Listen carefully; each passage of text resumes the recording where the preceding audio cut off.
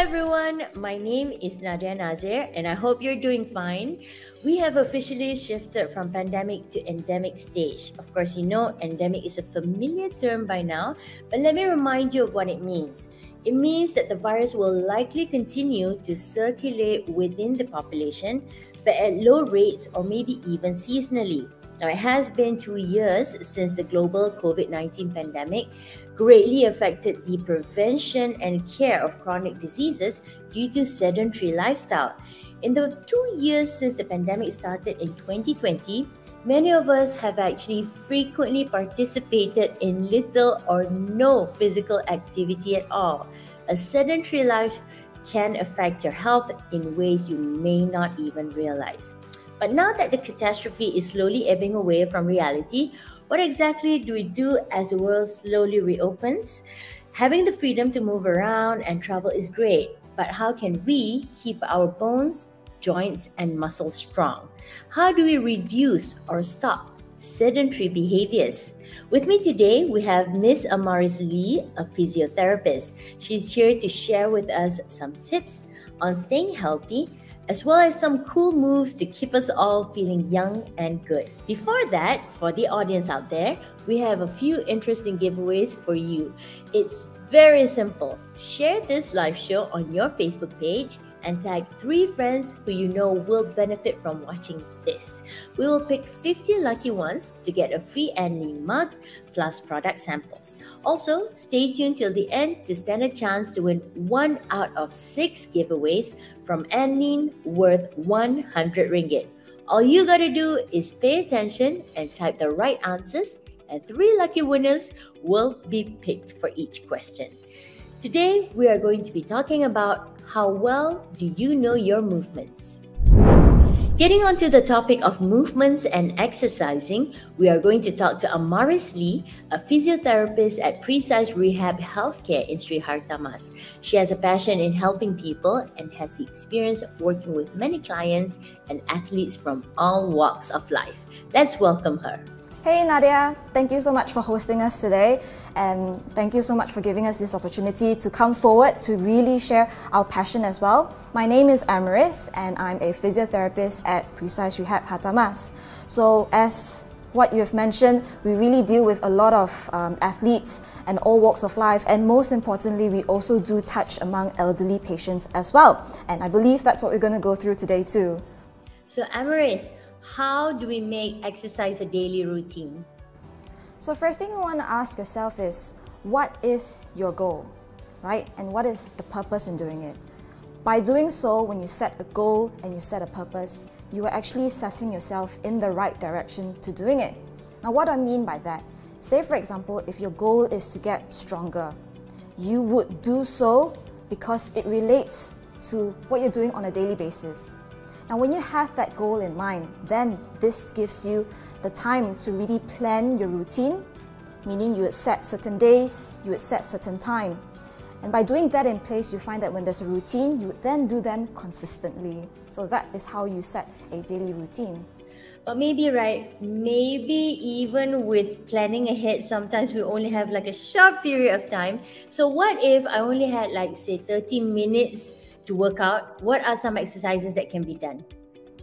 Well, here's the thing I believe that lots of us would encounter as well. So exercises comes in various forms, right? They don't just limit us to doing in the gym or going to the pool or going to a certain location. In fact, I believe MCO has really taught us how to really make do with our environment. So you can do simple things like going to the park, taking a jog, getting some walk, really sweat it out so that you feel better or stronger. And if you find that doing outdoor is just too much, there's always indoor. I believe we can also do things like skipping rope, or if you have daily items at home, you can even use them as weights, modify them and do them at home. So yeah. So my parents are in their 60s, as most parents are, and they're not as fit as they used to be. So they get more tired easily, and there's not a lot that they can do, even though they do want to exercise. So can you recommend maybe 2 or 3 simple exercises that would be good for my parents? And maybe you can show us some demonstrations? So it's never too late to start exercise at any age. Now, if you have got your parents or you yourself are an elderly, you can always do simple stuff like taking a walk at the park, and that is a form of resistance training of its most basic regime, right? And that also does help you to maintain your bone density and as well as muscle strength. So the first exercise that we're going to go through is a bodyweight squat. Now, a bodyweight squat is a very functional movement that relates so closely to our daily movements. Now, what I mean by that, take for example, if you're sitting to standing, standing to sitting, that's a squat. Now, if you are a gardener, you would bend down, take out the weeds, stand up. That is also a form of squat. Now, the exercises that we're going to go through today are very much relatable, that are going to carry forward into exercises. So that is the purpose that we have with the movements. So from the front view, we're going to just observe the movement of the squat itself. Now the squat, you're going to bend the hips and the knee and just essentially imagining you're sitting down on a chair. Okay? From the side view, bending the hips and the knee again, sitting on an invisible chair. Now if you're an elderly person, you find that this is difficult, then you would go through using a sofa or a chair, any objects that you can sit on. Now the height difference also plays a huge role here. Say if you've got a taller chair, it's definitely going to be easier. If you've got a shorter chair, that's going to be more difficult. So this is how you can play with variations, challenging the body itself. So same thing from a side view here, you're just going to sit down, tap, and come up. Now you can also make it difficult by just sitting down all the way, resting, and then coming up again. That's it. Now with exercises as such, you can also do it at 3 sets of 10, keeping the frequencies consistently so that as you do it on a weekly basis, you find that you can also find your progression as well. So the second exercise that we're going to do is called a deadlift. Now don't be intimidated by the term, even though it is a very common term used among gym goers. But again, observe the movement of a deadlift. So as you're bending forward, you would notice that if you pick up objects from the floor, by doing it the right way, you are also engaging right muscles. Then this doesn't hurt your back at all. You'll find that it also provides you a safe environment to do your stuff. So now, with deadlift, of course, you would want to do it with a weight. So you can grab things like a kettlebell, a dumbbell. For me, I'm going to use a kettlebell. Now, if you don't have any of these, resistant bands would also come in handy. You can also use your oil, so that big tub of oil with the handle, it mimics how a kettlebell would do so as well. So I'm going to grab it. Now from the side view here, a deadlift is a hip hinge movement. So a hip hinge movement, imagining it like a door. The door hinge, it is just as that. So when I'm bending forward, notice how close I keep the weight to myself. And I'm not bending my knees, I'm just hip hinging the hips. So sliding it up and down, you should feel that there is a stretch on the hamstring muscle, which is the back thigh muscle, moving it up and down. Towards the top, you would also want to squeeze the glutes muscle, which is the butt cheeks. Why do we do so? Is because it provides hip stability for us. And hip stability is important because when it comes to balancing exercise, you know that it is something essential too as an elderly person, right? So same thing with a deadlift movement, you want to just keep them at frequency of 3 sets, 10 repetition, doing them on a weekly basis, and that's it. So the third exercise that we're going to go through is an assisted wall push-up. So I know the term push-up again is a very intimidating term, but this is very important because for us, we're always focused on our hips and bottom, but we always neglect the upper body. Now with upper body, we'll do things like pulling a door, pushing a heavy door, or even sometimes pulling an object, pushing a heavy object. There are many ways of how we would use our upper body, but we tend to lack. So we're going to go through the movement, which I'll move through behind, and we're going to show it from a front and a side view. So now with a push-up, you can always replace this bar with a wall, or you can do it with the back of a sofa that's high.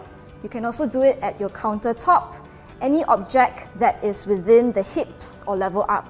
Now this is where it is sort of an easier level.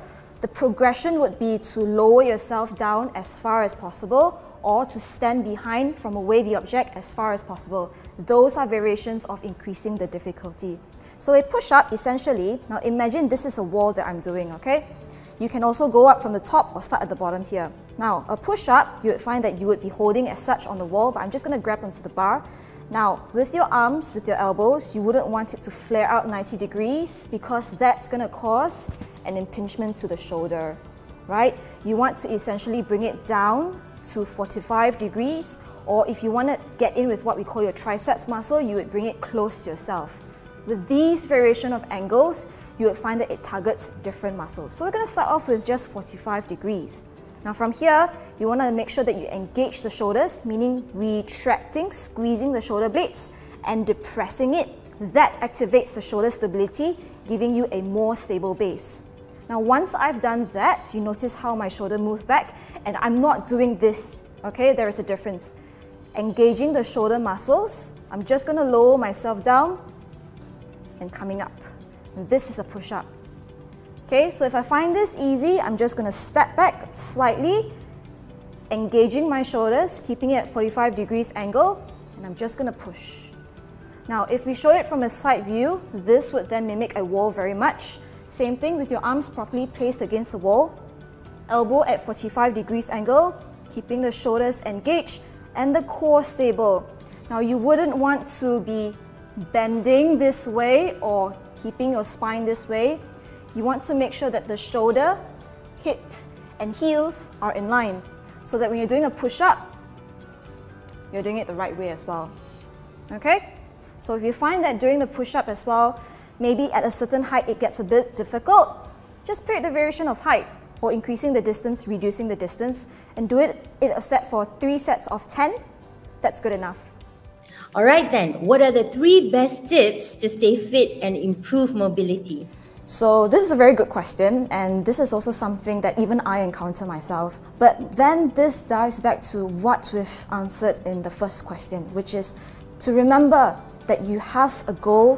When you have a purpose, it sets you in the right direction. Number 2 would be to dedicate a day and a time because you want to create a routine. And when you plan ahead, you're good to go. All right, so let's say I experience some sort of discomfort during or maybe pain during the exercises. Is there anybody I can go to? So if it's regards to the exercise that we have just gone through and you experience pain or discomfort during any of the movements, then I would advise you to actually seek a physiotherapist. Now why? Because exercise, they vary with different people. Now what I mean by that is that when a physiotherapist prescribes an exercise to anybody in our clinic as well, we'll find a suitable exercise for you to do because that is what your body is capable to do, right? There would some be hard, there would some be easy, and sometimes it varies with people as well. So number 1 is exercise suitability. Number 2, when you've experienced any of the discomfort or pain, now this is where we come in to really analyze your movements. We would do various assessments to find out what is the root cause of your issues. It could be just underlying issue of muscle strain, just not being used to it, but we'll still have to find it out. Now last but not least is definitely to manage pain. So managing pain would be things like sports massage, which are very common terms that you would have heard before, or things like moving into exercise. Now you might be surprised, why do physiotherapists really focus on exercise? Because coming back to basics again, we're all built muscles, right? Now muscles, they keep us strong, they keep us really supported.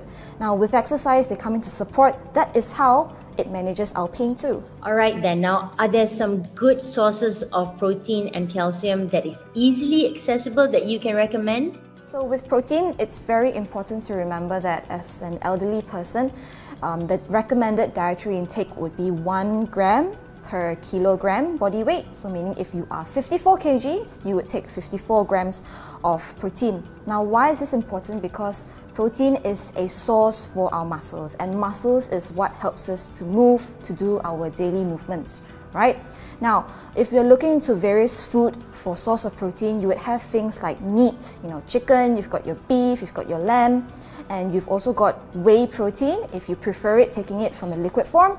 Or if you are a vegan, you would take things like beans, lentils. You would also take things like edamame. They are various forms of protein. So calcium is a base source when it comes to building strong bones. Now the recommended dietary intake would be 1,000 to 1,200 milligrams on a daily basis.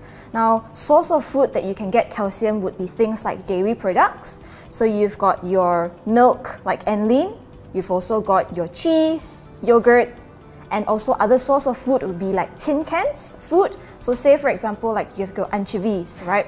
The bone inside is soft, so when you eat them, it is also a source of calcium. Now, if you are then a vegan, you would have things like leafy greens. So dark leafy greens are definitely recommended, which are things like kale, sawi. You've also got your nuts and seeds like chia seeds as well. That was indeed useful, and I will be sure to pass it along to my parents. Thank you so much, Amaris. Thank you, Nadia, so much for also hosting us today. Now, for all of you viewers out there, we also hope that the information shared today would be very much beneficial to you as well. Thank you. I hope you jotted down what Amaris said, just because the first quiz question is going to be from what she shared in segment 1. Are you ready? Can you name one of the easiest ways to get protein and calcium into your daily diet? Put your answer in the comment box, and 3 lucky winners will be picked to win the giveaways from Anlene worth 100 ringgit. Now let's move on to the segment 2. For our next session, we are going to be talking about how to care for our bones. Osteoporosis is often referred to as a silent disease because it can damage your bones without having any symptoms. So for many people, a broken bone is the first sign of the disease. This is why consulting an orthopedic specialist when you're having pain in a joint, muscle, or bone, or any discomfort relating to movement is very important. So to clear our doubts on bone health, we're going to talk to Dr. Sharizan Mohamed Yusoff, an orthopedic surgeon from KPJ Sentosa KL Specialist Hospital. Let's welcome her. Hello, doctor. Hi. Okay, so I have a set of questions for you. Are you ready? Okay, sure. So the first question is, what does an orthopedic surgeon do? Okay, an orthopedic surgeon actually specializes in managing or treating bone, joints, and ligament diseases. Either it is whether it is trauma related, for example, like road traffic accident or fall, or infection, tumor, inflammatory condition, or degenerative condition. So we treat bones, joints, and ligament involving the limbs and also the spine. Okay. So what are the most common reasons people seek out orthopedic specialists? In my clinic, most of the cases, about 60 to 70%, patient came to me with low back pain most of the time. That back pain is age-related. The diagnosis is age-related. It can be in younger patient, maybe because of slip disc or disc conditions, whereas in older population or elderly patient, more of degenerative problems of the spine or fragility fractures.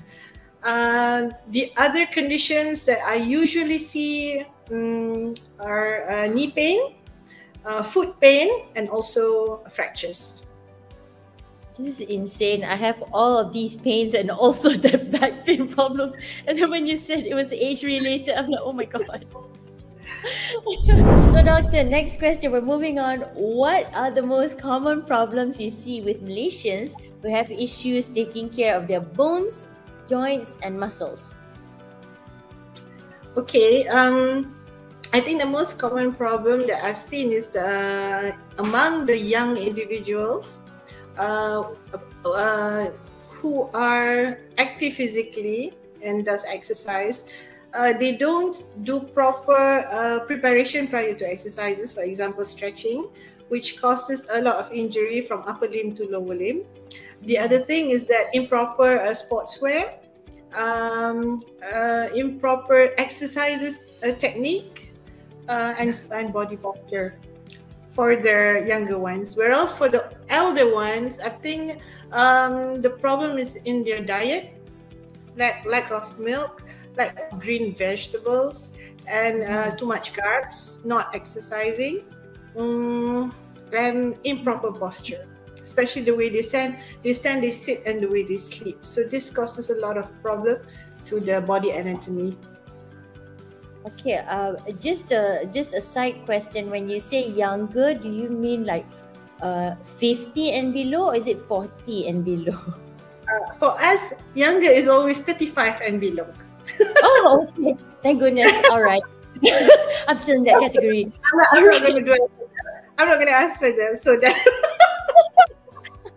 we'll just guess what my age is, but okay. The next question is, prevention is better than cure. Do you think, is this a myth or is it a fact? That's a fact, actually. That's a fact. Because you see, in our body, for example, I'm just going to give an example. If the patient sustain a fracture, okay, the rehabilitation part and the duration for the fracture to unite is going to take time. And of course, there are always residual defect to the limb. So if we're talking about fractures, of course, prevention is better than cure. I mean, like road safety should be taken, not taken lightly. Okay, patient has to abide to the regulations, and also in elderly, if they have osteoporosis, so it's better to take measures to prevent fragility fractures. For example, they have to clear the area in the houses, okay, make way where the patient walk from the bed or from the couch to the toilet maybe, or to the kitchen, okay? Oh my goodness, this is true, because some people are very clumsy and then they always knock their knees on little, like, small things like angles of tables and, like you said, you know, maybe drawers or things like that. Yes, when they have osteoporosis, their bones are very fragile. Even a minor injuries can cause fractures. So fall prevention, we have fall prevention program where we educate patients on fall prevention, especially the elderly.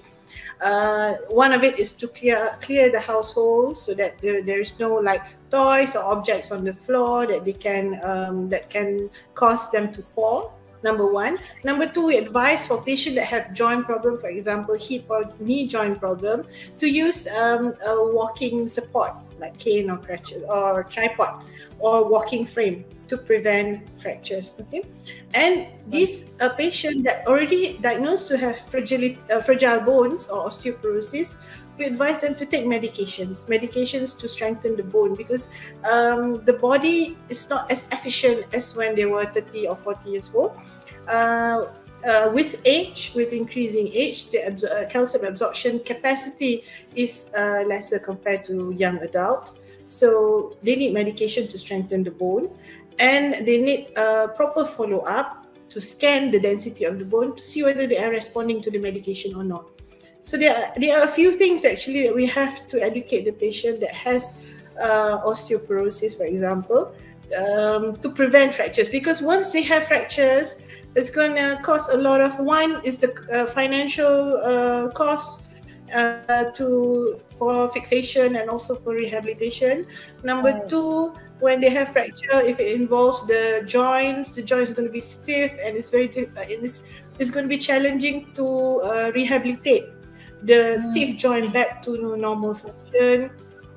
And then in terms of their emotional and emotional well-being, also some of them can go into depression actually. So once they are depressed, and then they sometimes give up on life.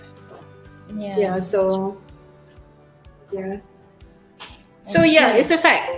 Prevention is better than cure. Well, because prevention is better than cure, then it will be really perfect if you could share with us, Doctor, 5 tips to keep bones and joints strong as we age. Okay, number 1. If you decide that you want to do an exercise, that exercise should be designed according to your age and your capability. If you are 20 and 30 years old, you want to go for aerobic, cardio exercises and core, okay, go ahead. But with proper pre-exercises measures like stretching, good shoe wear. But however, if you are 70 to 80 years old, the exercises, you need to do exercise because you need to keep on moving. You see, you can't just sit around because that will reduce your basal metabolic rate and your body will get stiff and will age faster. So, but the exercises should be designed appropriate to your age. Okay, for example, if you are 60 to 70, you would want to go something lighter like Tai Chi. You see you see all the elderly do in the during morning at the lake. It's something that is more light and easy, and more forgiving for the joints, especially knee joints and foot. Yeah, so that is one. Exercises according to age and according to body capacity, capability. Number two, exercise designed to accommodate medical conditions. Some of the patient has heart problem. Doesn't matter whether there are some young patient that has heart problem. There are also a lot of patients more on the 60, 70 years old that has heart problem. So if you have heart problem, you need to exercise, but that exercise has to be according to your body capacity again, that suits your medical condition. For example, if you have diabetes, you don't want to go and do intensive exercises that can bring down your blood sugar, crash your blood sugar, cause a medical condition, and you fall and maybe hit your head and get a fracture or something like that. That's right. Yeah, and if you have a heart condition, you want to, if you want to do aerobic exercises, it should be monitored. Your heart rate should be monitored because you can collapse while doing this the exercise. So it has to be tapered according to your medical condition. Number three, take care of your food. If possible, take organic food, more leaf, green veggie, and go slow on the carbs. And also, if you can take complex carb, it will be better because the sugar elevation in the blood will be more controlled. It won't be a spike elevation. It will be more of a slow plateau kind of sugar elevation. So number four is calcium loading inside your bone. If you are less than 35 years old, it is advisable for you to load your body with calcium because your intestine has a good capacity for calcium absorption. Maximum capacity for calcium absorption. And after that, there will be a decline in the rate of calcium absorption. So it's best that you load before 35 years old. Number five is keep active. Do your household chores, sweeping, mopping, washing, and keep active. Keep on moving. Don't just sit down and do nothing just because of pain. I think that's my 5 advice. So basically, no Netflix and chill, but more like make sure you keep Netflix and chill, but not all day long. Okay, noted. Well, that is amazing. Thank you so much, Doctor, for sharing all this. Because as much as some of it may seem obvious, a lot of people just, maybe like myself, we need reminding. So I learned a lot, and I hope everybody who's watching learned a lot as well. Thank you so much, Dr. Sharizan. Welcome. Now let's move to quiz number 2. I'm sure by now we all understand what osteoporosis means from what Doctor shared. If you know the answer for this, put it on the comment box and stand a chance to win Anlene products worth 100 ringgit. So the question is, what is osteoporosis? A. Osteoporosis is a health condition that weakens bones, making them fragile and more likely to break. B. Osteoporosis is when you have less appetite. I'm sure we all got to take away some good information from both segments. So many tips to keep ourselves active and strong to be able to do more each day. Of course, with a balanced diet and active lifestyle, we can keep our bones and muscles strong. After hearing about the sources of food which we can take and also the exercises and stretches that we can try out, why not try incorporating some new habits and avoid the bad ones? Perhaps as part of your diet, you can try integrating milk while staying active to support your mobility.